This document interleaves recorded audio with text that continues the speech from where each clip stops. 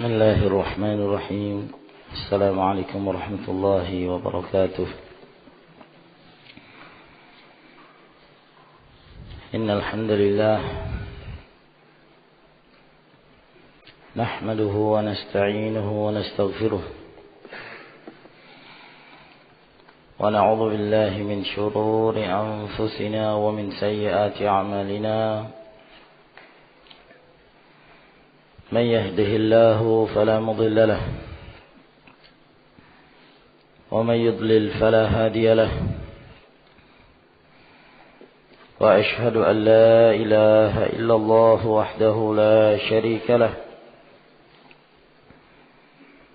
وأشهد أن محمدا عبده ورسوله وصلى الله عليه وعلى آله وأصحابه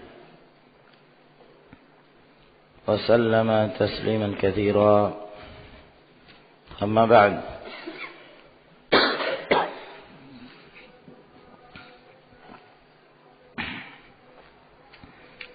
Ma'asyiral muslimin rahimakumullah, kita lanjutkan kembali pembacaan kita dari kitab At-Tibyan fi Adab Hamalatil Quran. Pada bab yang ketiga, kita telah menyebutkan beberapa nas dari Al-Quranul Karim,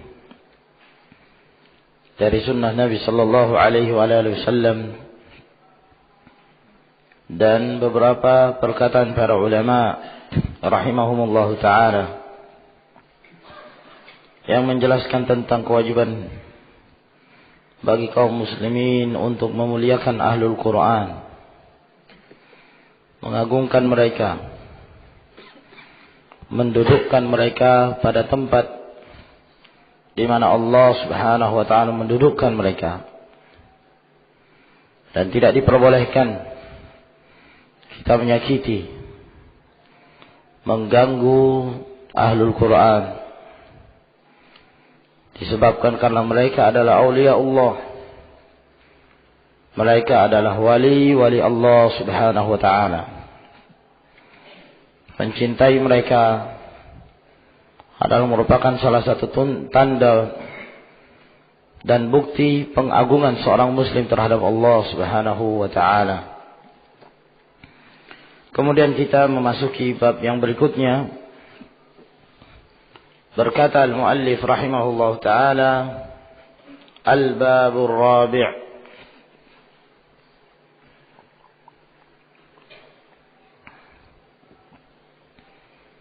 bab yang keempat, fi adabi muallimil Qur'ani wa muta'allimihi, penjelasan tentang adab-adab orang yang mengajarkan Al-Quran dan yang mempelajarinya. Jadi di dalam bab ini beliau akan menyebutkan secara umum adab-adab dan sifat-sifat yang wajib dimiliki oleh yang belajar dan yang mengajar, yang mempelajari Al-Quranul Karim dan yang mengajarkannya,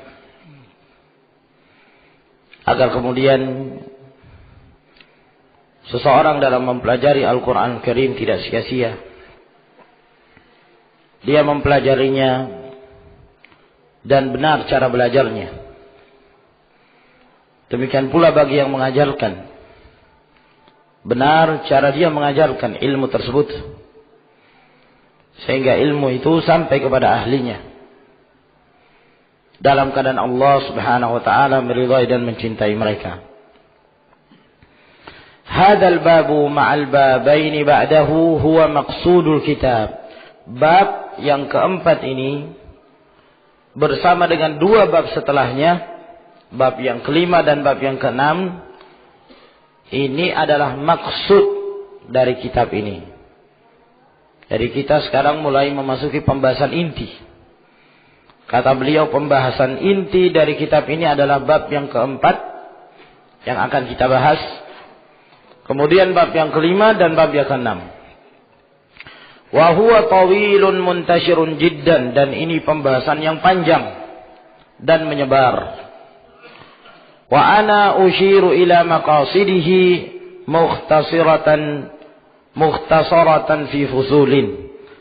Akan tetapi saya akan memberikan isyarah kepada maksud-maksud dari inti-inti kitab tersebut.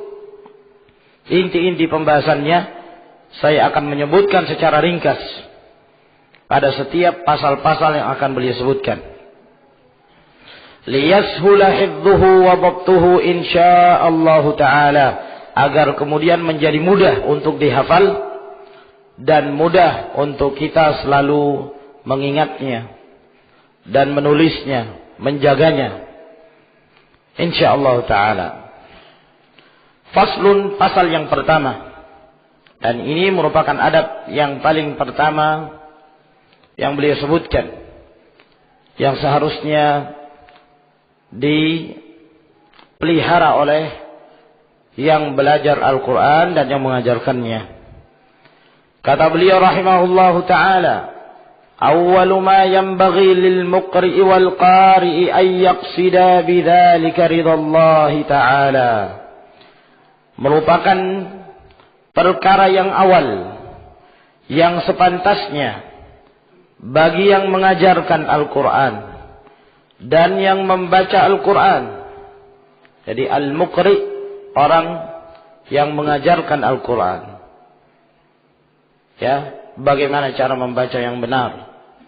Sedangkan al-qari, orang yang belajar, orang yang membaca Al-Quranul Karim. Hendaklah kedua-duanya, yang mengajar dan yang belajar, memaksudkan dalam mempelajari dan mengajarkan Al-Quran tersebut ridhallahi subhanahu wa ta'ala, mengharapkan keridhaan Allah. Karena ini termasuk ibadah. Seorang yang mempelajari Al-Quran, maka dia beribadah kepada Allah subhanahu wa ta'ala. Sebab dia mempelajari Al-Quran dalam rangka untuk mengetahui firman-firman Allah subhanahu wa ta'ala, maka itu ibadah. Ya. Sedangkan ibadah memiliki kaidah secara umum, bahwa ibadah diharuskan bagi seorang yang melakukannya agar dia ikhlas, memurnikan ibadah tersebut hanya untuk Allah subhanahu wa ta'ala. Qala Allah ta'ala, Allah subhanahu wa ta'ala berfirman, وَمَا أُمِرُوا إِلَّا لِيَعْبُدُوا اللَّهَ مُخْلِصِينَ لَهُ الدِّينَ حُنَفَاءَ وَيُقِيمُوا الصَّلَاةَ وَيُؤْتُوا الزَّكَاةَ وَذَلِكَ دِينُ الْقَيِّمَةِ. Dan tidaklah mereka diperintahkan melainkan agar mereka menyembah hanya kepada Allah, memurnikan ibadah itu hanya untuknya, menyerahkan ibadah itu hanya untuk Allah, dengan mencondongkan diri kepada tauhid dan menjauhkan diri dari kesyirikan.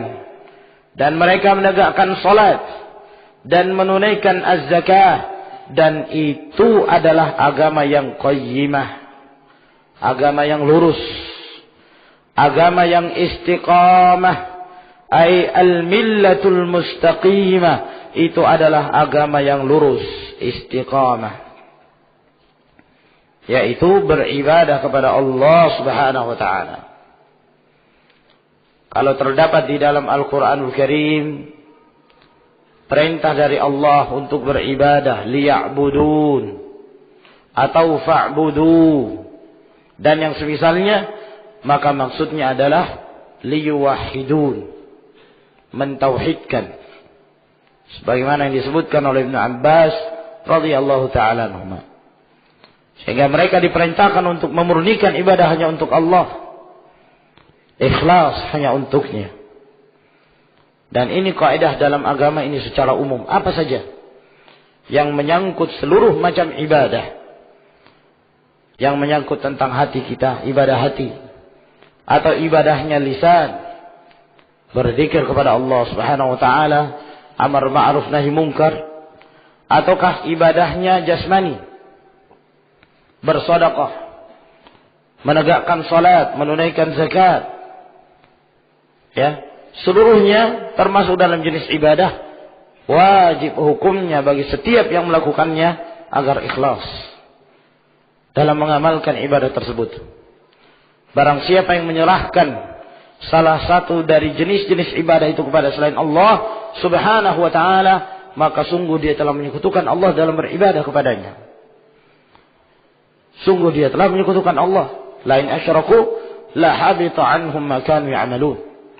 Kalau mereka menyekutukan Allah subhanahu wa ta'ala dalam beribadah, maka terhapuslah apa saja yang pernah mereka amalkan. Wa fi sahihaini an Rasulillah sallallahu alaihi wa alihi wasallam. Dalam riwayat Bukhari dan Muslim dari Rasulullah sallallahu alaihi wasallam, innamal a'malu binniyat wa innama likulli imri'in ma nawa. Sesungguhnya amalan itu berdasarkan niat-niat seseorang, dan sesungguhnya bagi setiap orang berdasarkan apa yang dia niatkan. Kalau dia meniatkan dalam beribadah hanya untuk Allah, maka sampai kepada Allah subhanahu wa ta'ala. Kalau dia meniatkan ibadah itu hanya untuk Allah subhanahu wa ta'ala dan murni hanya untuknya, maka insya Allah akan sampai kepada Allah. Namun kalau ada campuran-campuran yang lain, seorang beribadah karena riya, seorang beribadah karena untuk mendapatkan salah satu dari kenikmatan dunia, maka yang demikian ini berdasarkan apa yang dia niatkan.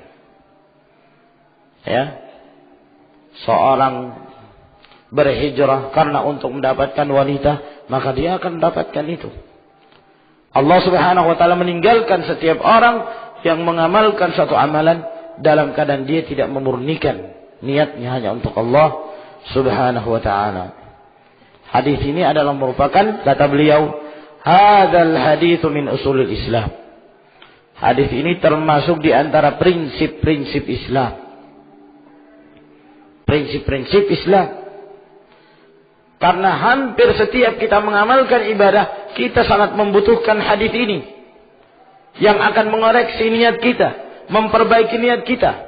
Apakah di saat kita beramal, kita mengamalkan amalan itu hanya untuk Allah atau tidak? Sehingga dari setiap amalan kita membutuhkan hadis Nabi sallallahu alaihi wasallam ini. Innamal a'malu binniyat. Oleh karena itu para ulama us-salaf seperti Abdurrahman bin Mahdi, mereka menyukai, ya, bagi setiap mereka yang hendak mengarang sebuah kitab untuk selalu memulai kitab itu dengan hadis ini. Hadis innamal a'malu binniyat. Agar kemudian sebelum dia memasuki pembahasan yang berikutnya, maka dia akan mengoreksi dirinya bahwa dia dalam keadaan beribadah kepada Allah subhanahu wa ta'ala. Jika dia beribadah, maka dia harus ikhlas dalam beribadah. Jangan dia mencampuri dengan adanya niat-niat dan tendensi yang lainnya. Sehingga hadis ini, kata beliau, min usulil Islam. Dari prinsip-prinsip Islam. Di sana ada beberapa hadis yang dijadikan oleh para ulama sebagai usul, sebagai pokok-pokok di dalam Islam ini, yang seakan-akan seluruh perkara agama kembali kepada hadis-hadis tersebut. Di antaranya hadis innamal a'malu binniyat. Abu Tahir mengatakan dalam syairnya, ماذا يا إخوان عمدة الدين عندنا كلمات أربع من كلام خير البرية. عمدة الدين, sandaran agama, menurut kami ada beberapa hadis, yaitu arba'un, ada 4 hadis, ada 4 kalimat, min kalami khairil bariyah, dari ucapannya manusia yang terbaik, yaitu Rasulullah sallallahu alaihi wasallam. Ittaqi syubuhat wazhad wa da' ma laysa ya'nika wa'malan biniyah. Hadis yang pertama yaitu jauhilah syubhat. Hadis innal halala bayyin wa innal harama bayyin. Hadis yang kedua, bersikap zuhudlah, wazhad. Hadis yang ketiga, wada' ma laysa ya'nika, tinggalkan apa yang tidak bermanfaat bagimu.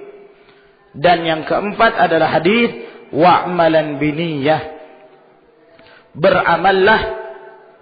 berdasarkan niat. Yaitu hadis ini yang dimaksud.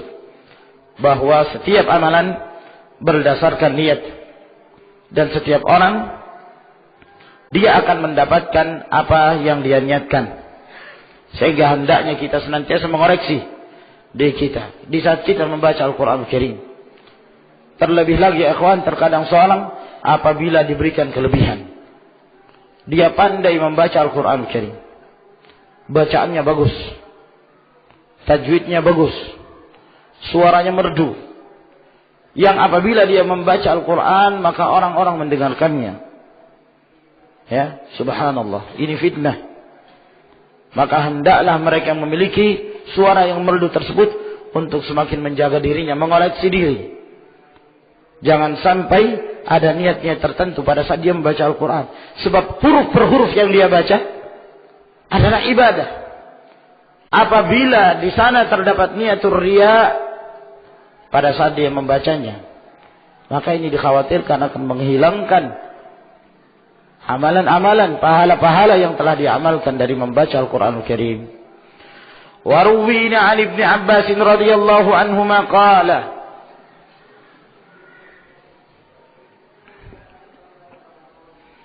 dan telah diriwayatkan oleh kami dari Abdullah bin Abbas radhiyallahu taala anhuma, beliau berkata, innama yahfadhur rajulu ala qadri niyatihi.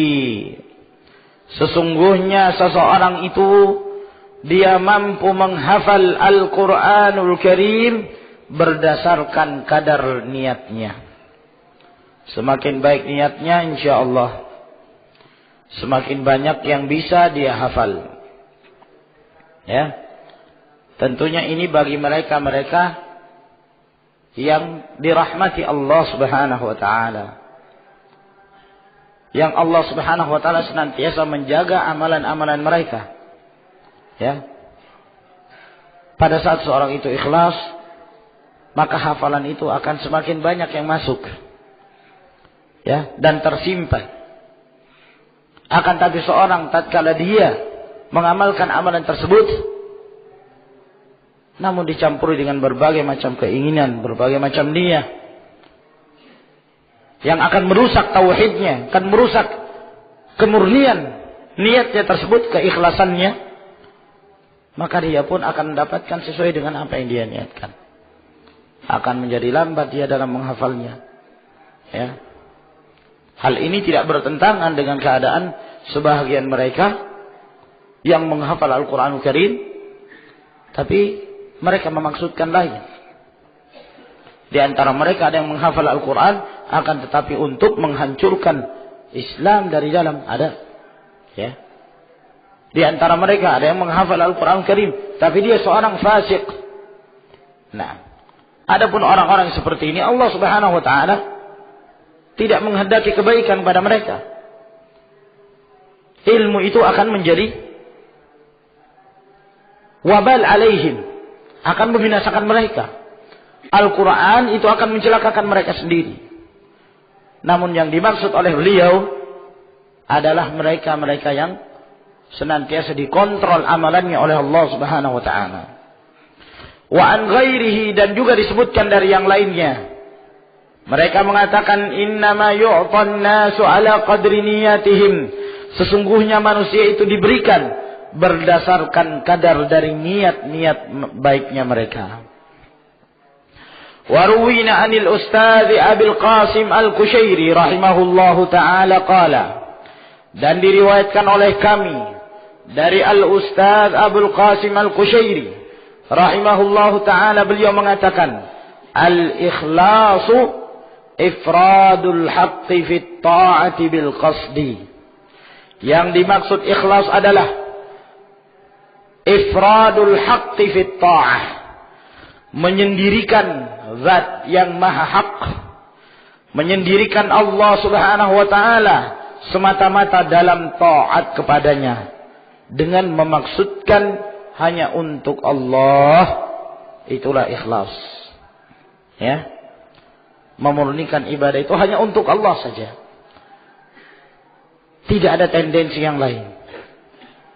Tidak ada keperluan yang lain, tidak ada tujuan yang lain dari tujuan dunia. Tapi dia beribadah hanya untuk mendapatkan rahmat dari Allah Subhanahu wa ta'ala. Itulah ikhlas. Namun banyak dari kita yang sudah mengetahui apa itu definisi ikhlas. Rata-rata kita sudah mengetahui. Tapi apakah kita sudah mampu mengamalkannya? Wallahu a'lam. Ya. Kita tidak bisa merekomendasi diri kita bahwa kita telah ikhlas dalam beribadah. Jangankan kita ma'asyiral muslimin rahimakumullah, para sahabah ridwanullahi alaihim ajma'in, mereka adalah orang-orang yang lebih baik hatinya dibanding kita. Mereka adalah orang-orang yang lebih saleh dibandingkan kita. Mereka adalah manusia yang terbaik dari kalangan umat ini. Namun coba melihat keadaan mereka. Kata Abdullah bin Abi Mulaikah, "Laqad laqitu 30 min ashabin Nabi sallallahu alaihi wasallam, kulluhum yakhsha 'ala nafsihi an-nifaq." Aku telah bertemu kurang lebih 30 orang dari sahabat Nabi sallallahu alaihi wasallam, mereka semua khawatir ditimpa kemunafikan pada diri mereka. Ini para sahabat. Umar bin Khattab radhiyallahu ta'ala, saking takutnya beliau jangan sampai beliau termasuk dalam daftar orang-orang munafikin, beliau sampai mengejar-ngejar Hudzaifah bin Yaman. Karena Hudzaifah bin Yaman telah dikhabarkan oleh Nabi sallallahu alaihi wasallam beberapa nama-nama orang-orang munafik. Sampai Umar datang kepada Hudzaifah, "Ya Hudzaifah, apakah Rasulullah SAW pernah menyebut namaku di antara deretan orang-orang munafikin?" Takutnya beliau. Padahal beliau termasuk orang yang mendapatkan jaminan surga. Ini para sahabat ridwanullahi alaihim ajma'in. Apalagi kita. Ya, tentunya kita harus lebih mengoreksi. Jangan kita merasa aman dari makrullah. Jangan kita merasa aman setelah kita beribadah, kita merasa bahwa kita punya amalan yang banyak. Jangan sama sekali. Tidak seorang pun dari kita dimasukkan oleh Allah Subhanahu wa ta'ala ke dalam surga karena amalan kita. Tidak seorang pun. Tapi kita masuk ke dalam surga karena rahmat Allah Subhanahu wa ta'ala. Maka jangan kita ujub. Ya. Apa yang kita amalkan ini sangat sedikit sekali. Itu pun kalau diterima Allah Subhanahu wa ta'ala. Karena ikhlas itu aziz, sangat mulia, dan sangat sedikit orang yang mampu melakukan. Kenapa kata para ulama? Karena penyakit riya ini akan selalu muncul dalam hati kita. Dari setiap ibadah. Kita baca Quran, ada kemungkinan niat riya. Kita ingin sholat, ada kemungkinan niat riya. Ya. Kita ingin melakukan ibadah-ibadah yang lainnya, kita khawatir jangan sampai dicampuri niat riya di dalamnya. Karena riya itu datang ya dengan berbagai macam warna. Kadang-kadang kita di satu amalan kita telah berhasil ya menepis niat riya tersebut, maka dia akan lewat jalan yang lain ya dengan warna yang lain, sehingga terkadang seorang itu tanpa terasa dia telah riya dalam mengamalkan amalan itu. Oleh karena itu hendaklah kita selalu berhati-hati ya meluruskan lisan kita. Al-ikhlas itu bukan hanya di lafaz. Al-ikhlas itu bukan hanya diketahui definisinya. Akan tetapi yang terpenting adalah aplikasinya. Pengamalan, tasbiq dalam amalan kita. Nas'alullah azza wa jalla al-ikhlas. Wa huwa an yurida bi ta'atihi at-taqarrub ila Allah Ta'ala. Yaitu dia menghendaki dalam ketaatan kepada Allah, mendekatkan diri hanya kepada Allah Subhanahu wa ta'ala, duna syai'in akhar, tanpa ada maksud yang lain. Min tasannu'in li makhluqin, apakah berpura-pura di hadapan makhluk ya. Kenapa dia membaca Al-Quran? Supaya dilihat oleh atasannya bahwa orang ini alim, orang ini rajin, orang ini ustadz, dan seterusnya. Ya. Awiktisabi mahbadatin 'indan nas, atau untuk mendapatkan pujian dari manusia. Kenapa dia membaca Al-Quran? Ya supaya orang-orang mengatakan, wah Masya Allah, si fulan ahlul Quran. Fulan ini bagus sekali bacaannya, Masya Allah. Ya, rajin sekali. Ba'dal fajr, ya, sudah terlihat di masjid rajin sekali baca Al-Quran. Wah ini sangat mengerikan. Ya. Au mahabbati madhin minal khalq, ataukah mencintai pujian dari makhluk. Nunggu-nunggu dipuji. Nah, kenapa dia beribadah? Nunggu-nunggu mudah-mudahan ada orang-orang yang memuji dia. Ya. Kalau ada yang memuji dia, maka dia semakin menampakkan ibadahnya. Waliyadzubillah. Nah, kalau nggak ada yang memuji dia, maka dia pun bermalas-malasan dalam ibadah. Wah, ini khalal, penyakit ini dalam beribadah. Ma'asyiral muslimin rahimakumullah.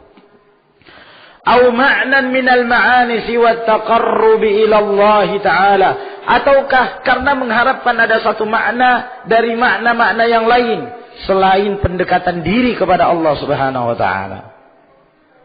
Ingin dinaikkan jabatan, atau takut jangan sampai dikeluarkan dari pekerjaan, maka dia memperbaiki ibadahnya. Ya. Ataukah dengan maksud-maksud yang lain, supaya diangkat jadi imam sholat, ya, ataukah diundang ke sana kemari agar menjadi ustadz yang tersohor dan seterusnya, dari berbagai macam tendensi selain bertakarrub kepada Allah Subhanahu wa taala. Ini semua penyakit. Ya. Qala, lalu beliau mengatakan, wa yasihhu ayyuqal, dan boleh juga dikatakan al-ikhlasu tasfiyatul fi'li an mulahadhatil makhluqin. Yang dimaksud ikhlas adalah memurnikan perbuatan itu dari perhatian seluruh makhluk. Menjernihkan perbuatan dari perhatian seluruh makhluk. Maksudnya apa? Makhluk melihat atau makhluk tidak melihat, terserah. Dia akan tetap beramal. Ada yang memperhatikan ibadahnya, ataukah dia dalam keadaan sendiri, sama ibadahnya. Kalau ada seorang beribadah di tempat yang ramai, Masya Allah, dia semangat dalam beribadah. Kalau ada orang-orang yang melihat dia, semangatnya dia dalam beribadah. Bacaan Qur'annya ditambah, dan seterusnya. Ya. Ditampak-tampakkan bacaannya, apalagi kalau bacaannya merdu sebagaimana yang kita sebutkan. Tapi di saat sendirian, seakan-akan dia tidak pernah membuka mushaf Al-Quranul Karim. Datang perasaan malas untuk beribadah. Wah, ini bahaya yang seperti ini, penyakit. Cepat-cepat periksa amalan kita. Ya. Seorang itu dikatakan ikhlas kalau dia memurnikan perbuatan dan amalannya dari pandangan-pandangan makhluk. Ya. Dalam artian apa? Makhluk melihat atau tidak melihat, terserah. Dia tidak peduli dengan keadaan makhluk. Nah, yang terpenting bagi dia adalah Allah Subhanahu wa taala. Idza ma khalauta ad-dahra yawman fala taqul khalautu walakin qul alayya raqib. Kalau suatu saat, kata seorang penyair, kalau suatu saat engkau bersendiri di suatu tempat, maka jangan kamu mengatakan saya sendirian, tapi katakan ada yang mengawasiku, Allah Subhanahu wa taala. Allah Azza wa Jalla yang senantiasa memperhatikan amalan kita. Wa an Hudzaifah al-Mar'ashi rahimahullahu taala, dan dari Hudzaifah al-Mar'ashi rahimahullahu taala beliau mengatakan, al-ikhlasu istiwa'u af'alil 'abdi fi adh-dhahir wal batin. Ikhlas itu adalah sama perbuatan-perbuatan seorang hamba baik pada saat zahir maupun pada saat batin. Amalan zahirnya sama dengan amalan batinnya. Ini maksud yang pertama. Atau mungkin yang beliau maksudkan fil zahir ay fil alaniyah, di tempat yang terbuka secara terang-terangan. Sedangkan fil batin ay fis sirri, di tempat yang tersembunyi, diam-diam.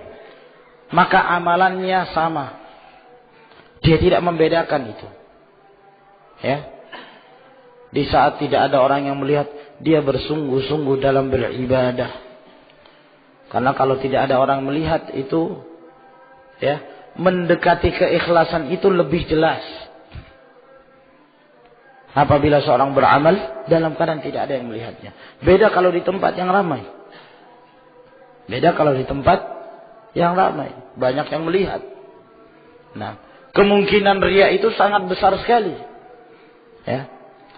Apalagi kalau orang-orang memperhatikan dia. Apalagi kalau setiap mata tertuju kepadanya. Ya. Maka ini sangat berbahaya sekali. Kita harus selalu menjaga niat kita. Ya lalu gimana Ustaz? Saya takut jangan sampai dalam beramal saya riya. Saya takut jangan sampai kalau saya datang ke masjid untuk sholat jamaah, khawatir saya riya. Kalau begitu saya nggak usah sholat jamaah, Ustaz. Ya, apa seperti itu? Lah tidak seperti itu ya ikhwan. Nah, nanti akan disebutkan perkataannya Fudail bin Iyad rahimahullah ta'ala. Tidak seperti itu keadaannya. Bahkan itulah riya, kata Fudail bin Iyad. Kamu meninggalkan suatu amalan, ya, karena manusia. Itulah riya. Nah,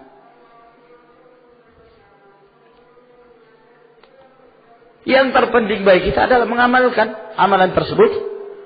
Yang wajib harus kita amalkan, ya. Yang dianjurkan kita tegakkan. Yang sunnah kita berusaha untuk memperbanyak. Terserah orang melihat atau orang tidak melihat. Bukan suatu hal yang tercela seseorang mengamalkan suatu amalan di hadapan manusia, tidak tercela. Tapi yang tercela kalau berbeda antara amalan yang dikerjakan di hadapan orang dengan amalan yang tersembunyi. Kalau tersembunyi dia tidak beramal. Kalau di hadapan orang barulah dia bersungguh-sungguh dalam beramal. Kalau tersembunyi dia tidak bersedekah. Kalau di hadapan orang maka dia bersedekah. Ya. Agar kemudian namanya termasuk yang dicatat. Nah, ma'asyiral ikhwah rahimakumullah, itu yang tercela. Tapi kalau sama, yang nampak dan yang tidak nampak, nah itu kebaikan. Ya. Oleh karena itu, ciri-ciri hamba-hamba Allah Subhanahu wa taala, mereka berinfak fis sirri wal alaniyah. Baik di saat sembunyi-sembunyi maupun di saat terang-terangan. Inilah yang disebutkan oleh Hudzaifah. Ikhlas itu adalah sama perbuatan-perbuatan seorang hamba secara zahir dan secara batin. Wa an Dhinnun rahimahullahu taala qala, dan dari Dhinnun rahimahullah, beliau juga mengatakan,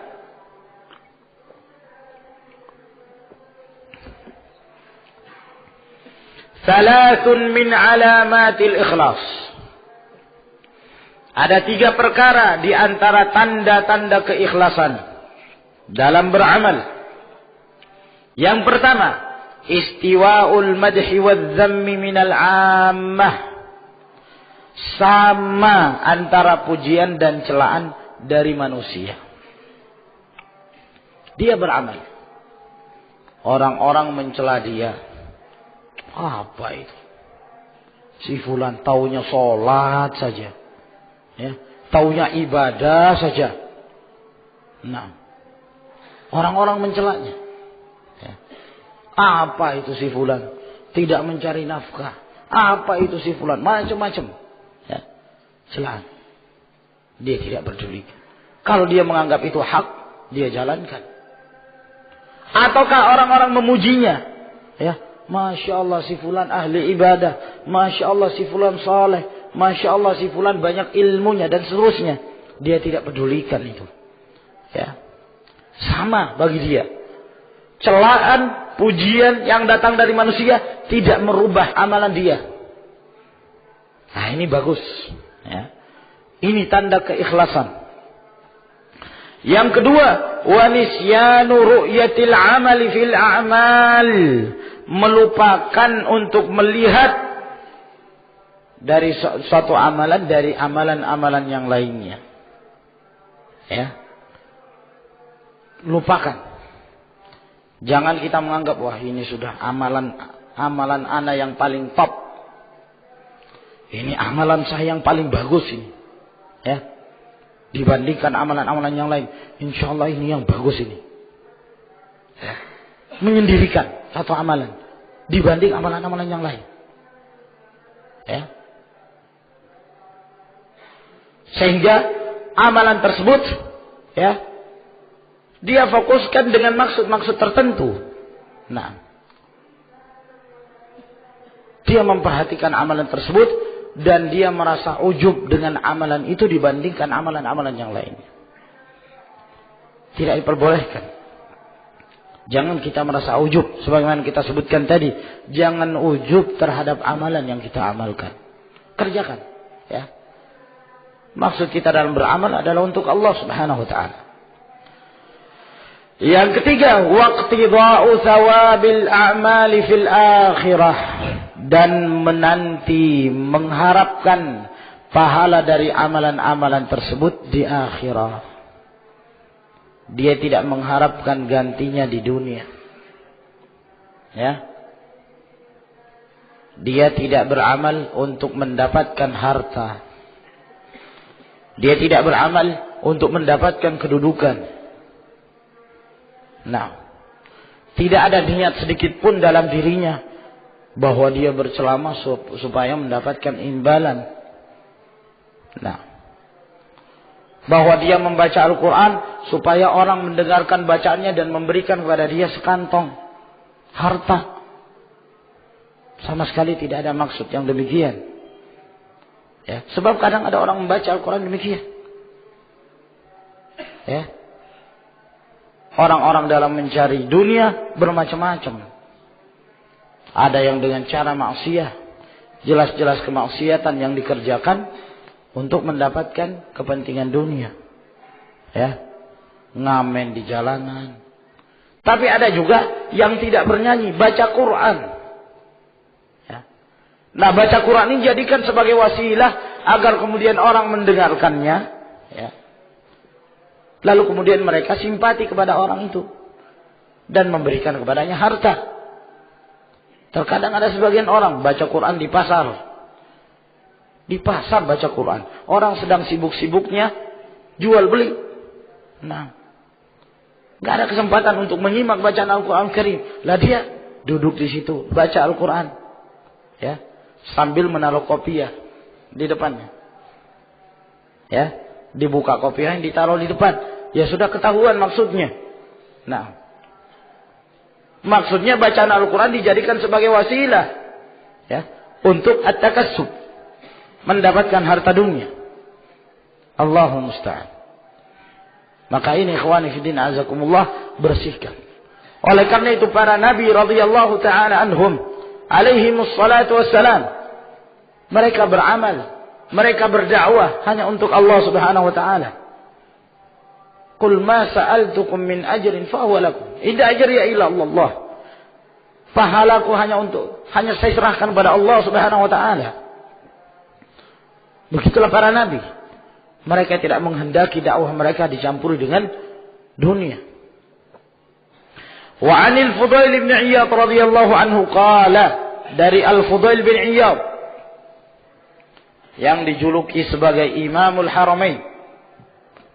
Ya. Abu Ali radhiyallahu ta'ala anhu,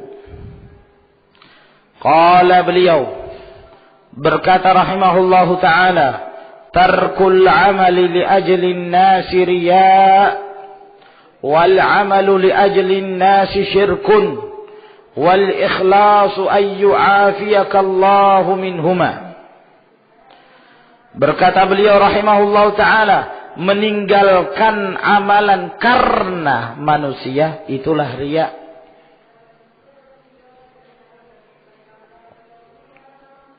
Itulah riya yang sesungguhnya.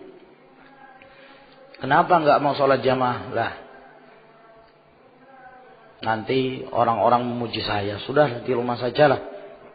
Nah, dia menyangka bahwa amalan dia di rumah itu dan meninggalkan sholat jamaah di masjid ikhlas. Ya, akhirnya timbul perasaan bangga pada diri dia. Padahal itulah riya yang sebenarnya.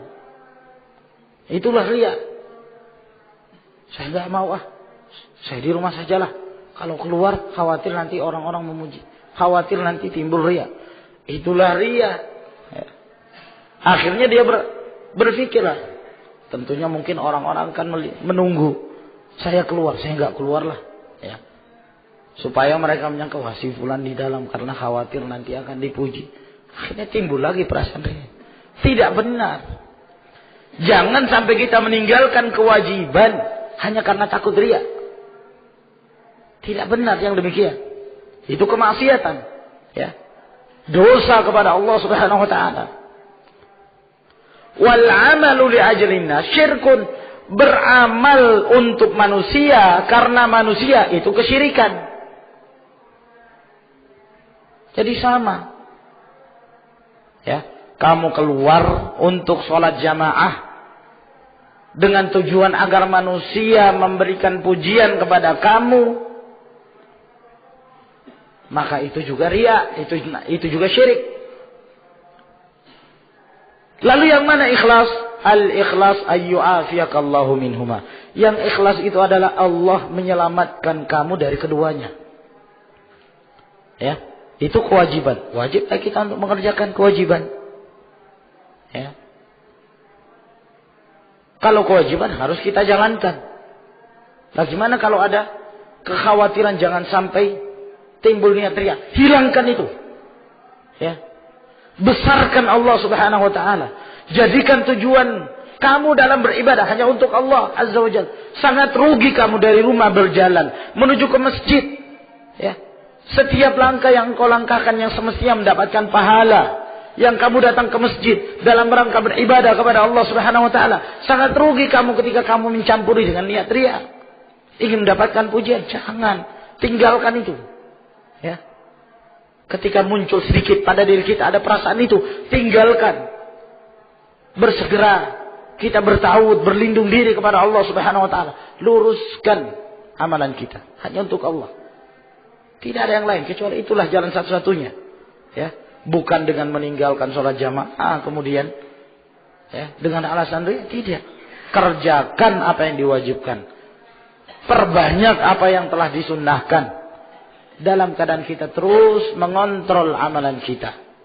Ya, agar kemudian tetap ikhlas dalam beramal.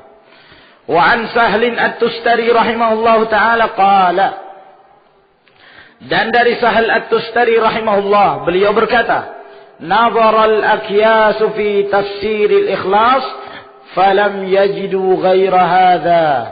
Orang-orang pandai mereka memandang dan memperhatikan penafsiran surah Al-Ikhlas.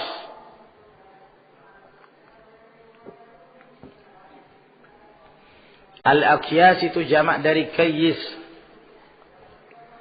yaitu orang yang berakal, orang yang pandai. Ya, orang-orang pandai mereka memperhatikan penafsiran surah Al-Ikhlas, maka mereka tidak menemukan kecuali ini, yaitu antakuna harakatuhu wa sukunuhu fi sirrihi wa alaniyatihi lillahi ta'ala wahdah. Yaitu gerakan dia bergerak ataukah dia diam, apakah di saat sendirian atau di saat keramaian, hanya untuk Allah Subhanahu wa ta'ala semata. La yumazijuhu syai'un, la nafsun wala hawa wala dunya. Tidak dicampuri dengan sesuatu apapun. Ya. Tidak dicampuri. Tidak ada perasaan jiwa, ya, berupa hawa nafsu ataukah dunia tertentu yang mencampuri kehendak kita. Keinginan kita hanya untuk Allah Subhanahu wa taala. Itulah ikhlas. Kita bergerak, ya, dan kita diam sama. Di saat sendirian, di saat keramaian sama. Hanya untuk Allah Subhanahu wa taala. Tidak membedakan antara apa yang diamalkan di saat diam-diam dengan di saat keramaian. Wa an As-Sari rahimahullahu taala qala, dan dari As-Sari rahimahullah beliau mengatakan, la ta'mal lin-nasi syai'an. Jangan engkau mengamalkan sesuatu karena untuk manusia. Maksudnya, jangan engkau mengamalkan sesuatu dari ibadah. Ya. Berbeda dalam hal dunia. Nah, berbeda dalam hal dunia. Kalau dalam perkara-perkara yang sifatnya duniawiyah, tidak mengapa seorang itu. Ya. Nah, tapi dalam hal ibadah, murni hanya untuk Allah Subhanahu wa ta'ala. Jangan engkau mengamalkan sesuatu untuk manusia. Wala tatruk lahum syai'an. Jangan engkau meninggalkan sesuatu dari perkara ibadah juga karena mereka. Wala tughatti lahum syai'an. Janganlah engkau menutupi sesuatu karena untuk mereka. Ya, dalam sebagian nuskhah, ya, seperti yang disebutkan dalam Al-Majmu' itu bukan tughatti tapi tu'ti. Wala tu'ti lahum syai'an. Jangan engkau memberikan sesuatu pada mereka karena manusia. Ya. Wala takshif lahum syai'an. Dan janganlah kamu membuka sesuatu juga untuk mereka, yakni karena manusia dalam perkara ibadah. Ya, maksudnya bahwa dalam beramal jangan sama sekali kita mencampuri niat ikhlas tersebut dengan adanya niat-niat yang lain. Wa anil Qushairi qala, dari Al-Qushairi beliau mengatakan, afdalus sidqi istiwa'us sirri wal alaniyah. Kejujuran yang paling mulia adalah sama amalan itu di saat sembunyi-sembunyi dan di saat terang-terangan. Sama. Tidak dibedakan antara kedua amalan yang dikerjakan secara sembunyi-sembunyi dan terang-terangan. Wa 'anil Harits al-Muhasibi rahimahullahu taala qala, dari Al-Harits al-Muhasibi rahimahullah beliau mengatakan, as-sadiqu huwa alladhi la yubali. Orang yang jujur dalam beribadah adalah orang yang tidak peduli. Ya. Walau kharaja an kulli qadrin lahu fi qulubil khalqi min ajli salahi qalbih.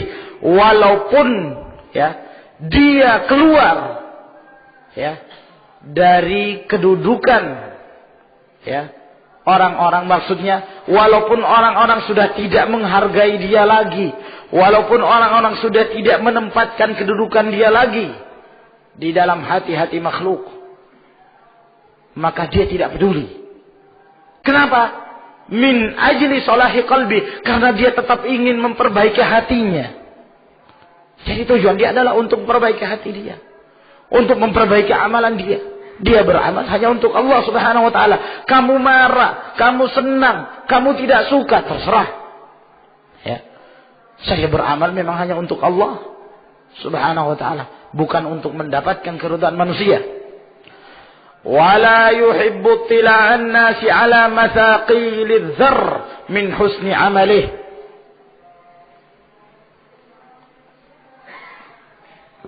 Dan dia tidak menyukai manusia mengetahui sedikit pun dari kebaikan amalannya. Ya. Masaqiludz dzarr, yakni walaupun seberat biji zarrah, walaupun setitik semut, ya. Dia tidak ingin memperlihatkan, dia tidak senang untuk memperlihatkan pada manusia dari amalan dia yang baik. Nah, sehingga ketika dia beramal bukan karena manusia. Wala yakrahu tila'an nasi 'ala sayyi'i min 'amalihi, dan dia tidak menyukai, ya, diketahui oleh manusia dari yang buruk dari amalannya. Nah, dia tidak suka. Ya. La yakrah, dan dia tidak dia tidak membenci, afwan ya.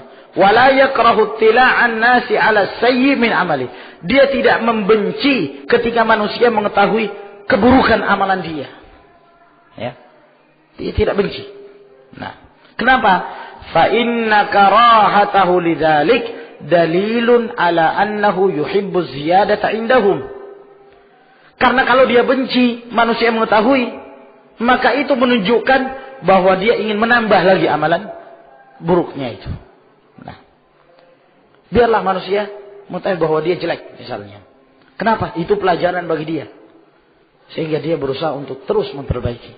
Nah, ya. Dia tidak benci ketika manusia mengetahui amalan dia jelek. Amalan dia rendah. Biarlah. Nah, kenapa?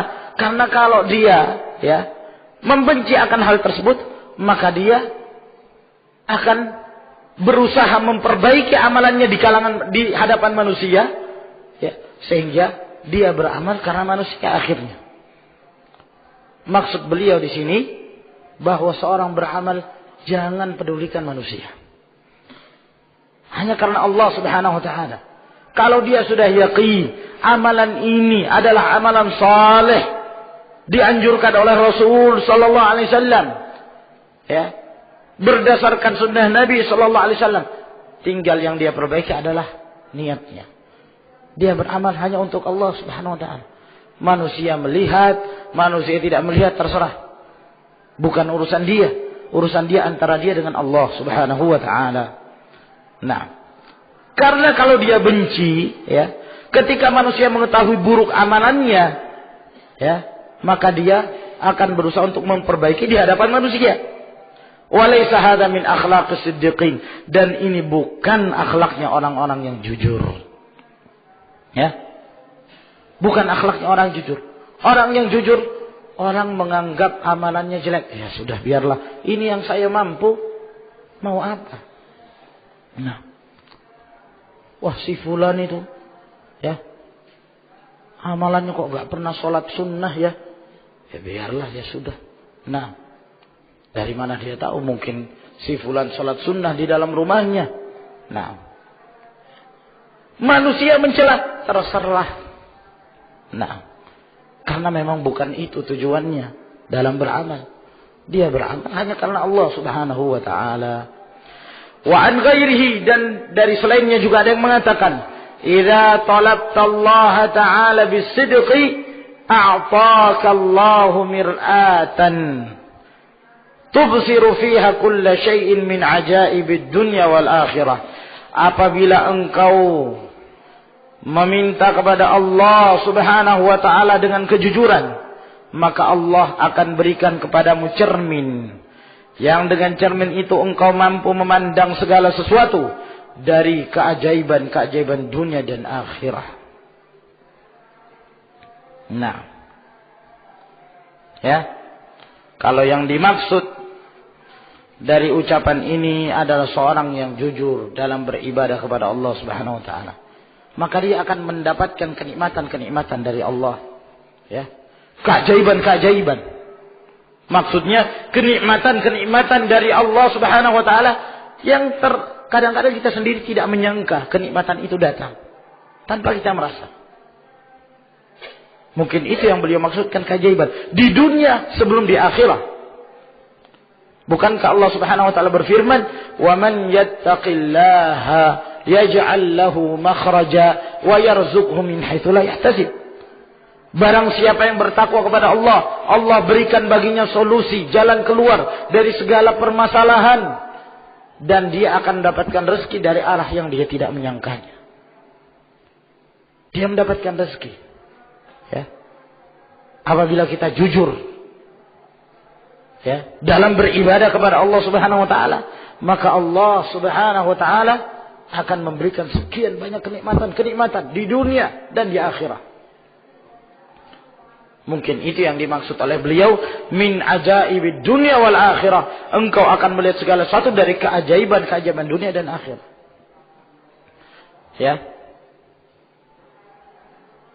Bukan yang dimaksud seperti yang difahami oleh kaum Sufiyah. Ya.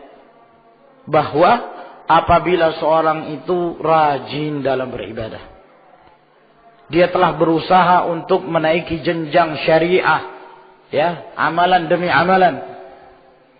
Apabila dia telah sampai kepada titik klimaks, ya, dalam beramal, maka Allah memberikan kepadanya cermin, ya.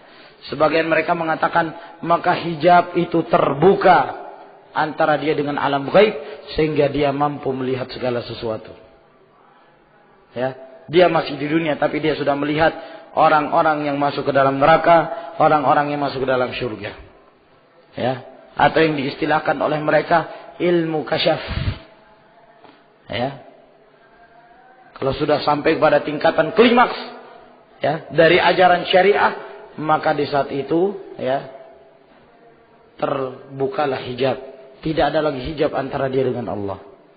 Yang mengatur dia langsung, yang mengontrol dia secara langsung adalah Allah. Bukan lagi hadis-hadis Nabi, bukan lagi Al-Quranul Karim.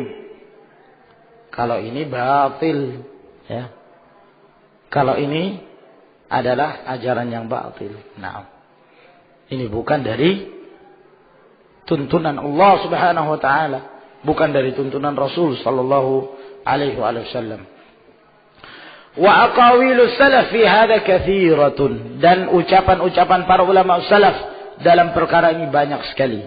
Asyarna ila hadhihi al-ahruf minha tanbihan 'ala al-matlub, yang kami isyaratkan sebahagian dari perkataan-perkataan tersebut sebagai peringatan terhadap apa yang akan dituntut dari ilmu tersebut.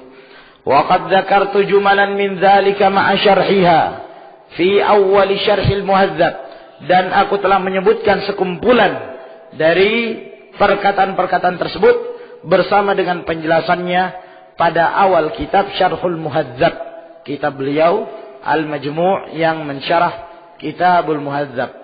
Wa dhamantu ilayha min adabil muallim wal muta'allim wal faqih wal mutafaqqih ma la yastaghni anhu talibul ilm, dan aku sertakan dalam kitab tersebut beberapa adab-adab yang perlu dipelihara oleh orang yang mengajar dan orang yang belajar, orang yang faqih dan orang yang mendalami ilmu, yang mana perkara-perkara tersebut sangatlah dibutuhkan oleh penuntut ilmu. Wallahu a'lam. Maka dengan demikian kita telah menyelesaikan pasal yang pertama yang menjelaskan tentang wajibnya ikhlas dalam beribadah kepada Allah Subhanahu wa taala. Wallahu a'lam bishawab. Sampai di sini insyaallah. Wa akhiru da'wana alhamdulillahi rabbil alamin. Wassalamu alaikum warahmatullahi wabarakatuh.